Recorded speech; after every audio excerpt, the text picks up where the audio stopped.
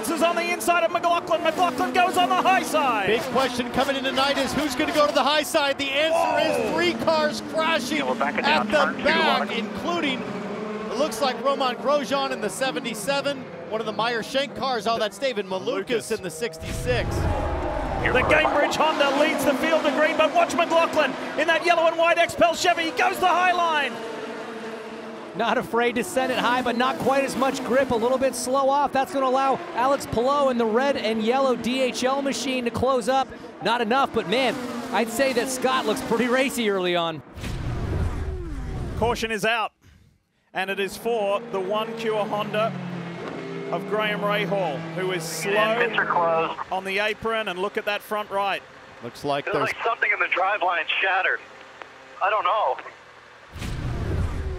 Everybody's coming to pit lane, lap 84, Georgia. This puts him into that 2-stop scenario. It's open and they are all coming down pit lane. Joseph Newgarden is going to bring the two to the attention of his crew. He has been battling a vibration that's been getting worse, but those sticker blacks are going on. A small wing adjustment to Dylan Welch. Scott Dixon happy with his car. Pits from first, clear in and clear out. Nobody around him on pit road. 4 tires and fuel, Kevin. Colton Herta said the tire wear is really picking up. He thinks it'll get better as the night goes on. He wants a tire pressure adjustment. Let's watch the race on pit road. And it's going to be Scott McLaughlin, maybe by a foot on the outside, almost even between McLaughlin and Herta as they hit the exits.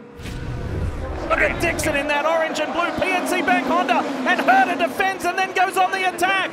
Herta on the inside of McLaughlin, wheel to wheel through turns 1 and 2. But McLaughlin saw the sweepers working. He knows the track is clean to the high side, and he'll stay there. It was the high side he tried on the first lap, didn't quite make it work, but great work on this restart to roll the speed around the top.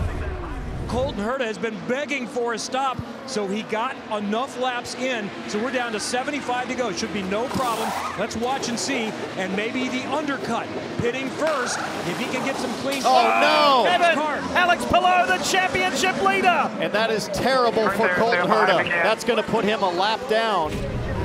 Scott McLaughlin, the leader, has been desperately wanting to win on an oval. This is the money stop, the last stop for everyone. Pato Award is further down on pit road, so this is going to be a race-off. Which pit crew is the best? And Scott McLaughlin is going to beat off Pato Award, Scott Dixon, and then Joseph Newgarden comes out 4th in this group. Look how many Newgarden leapfrog.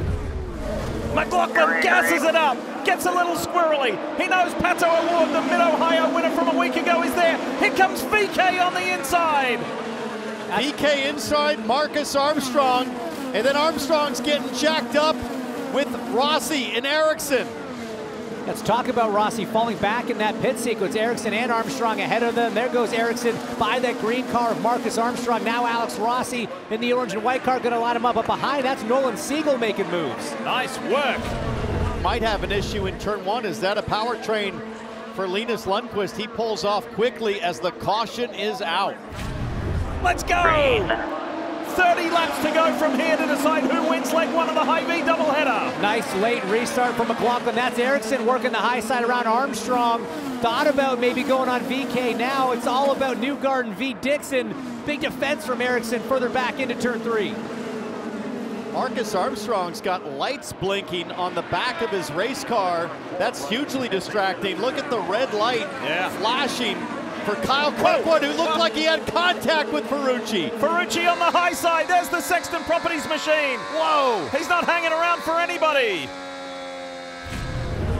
Oh, round goes Herta. Herta spun, and he catches it unbelievably.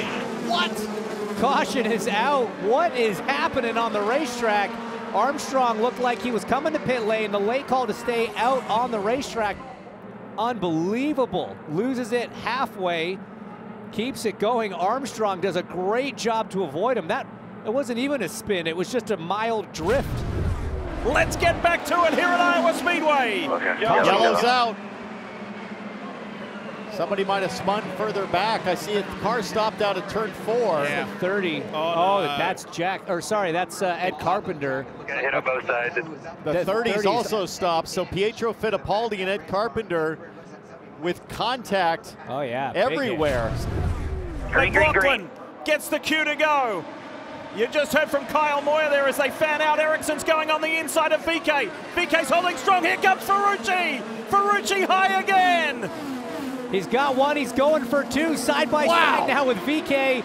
Can he hold it through 3 and 4? No, he backs out and goes down, but another great restart. Scott McLaughlin gets his very first oval win here at Iowa Speedway. What got it done tonight was the pit stops, the team. Got me out in front of Herder there, and we should have showed our pace, and that's a big deal today, man. I've been working on that for a couple years. You know, it's takes a lot of hard work, and I got pipped to the post a couple of years ago and it stung. So I'm really stoked for all this whole team, proud of the whole team at Penske, and yeah, we've got another race tomorrow. We start from pole, so let's go again. Up next, it's the Hy-Vee One Step 250, Sunday, July 14th. Watch it at noon on NBC.